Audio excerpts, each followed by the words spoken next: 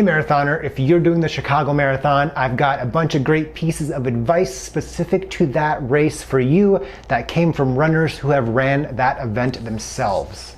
What you're about to learn are things that stuck out to those marathoners enough for them to mention it to me when I asked on social media, which goes to show that you will be better off by being aware of this important information. I'm not going to overload you with a bunch of info though. What's really cool is that among the comments, a lot of them mentioned the same few things. Let's start with some of the stuff that were related to before and after the event.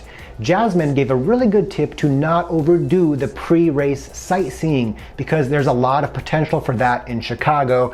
Save it for after the marathon. Like I did in Austin and Boston, I got to the cities early enough to do 1 or 2 easy shakeout jogs to and from my hotel and an area of interest. So I combined tourism and running. As Katie reminds us, it's always nice to get to your corral plenty early so you have time to use the porta potties, get in line wherever you need to get in line at, dress warm for race morning as the average starting temp is quite chilly when standing around 53 degrees Fahrenheit. I like to tell my clients that one of the best ways to improve your post-race recovery is to not sit on your butt for the rest of the day.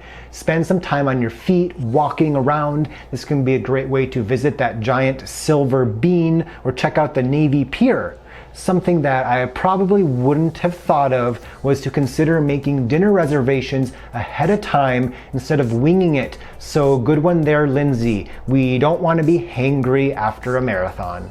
Okay, so now the good stuff. When it comes to what you must be mindful of during the run, there were 2 most common issues repeatedly brought up. The first is that due to the tall buildings, your GPS watch will probably be wrong. You can turn off your auto lap and your auto pause functions and manually hit the lap button on your watch. And so while your GPS pacing and time will be off, you'll have the correct times because you can manually hit the lap button when you see the mile markers on the course, which are accurate. Getting a pace band could be helpful as well, so that while your GPS may be off, you'll not have to think too hard about your speed because you have that pace band, so you don't risk running too hard too quickly and hitting the wall. I like to have my current lap average pace showing on my watch. So eventually when your pace does become accurate and you get away from some of those big buildings, you can look at your current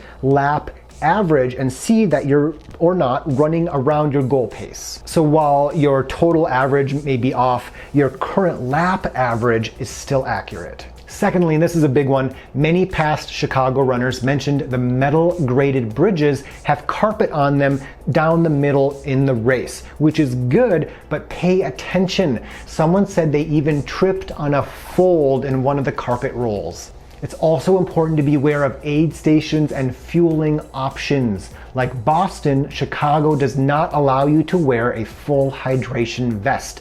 For Boston, what I did is I started the run with a handheld bottle with 320 calories.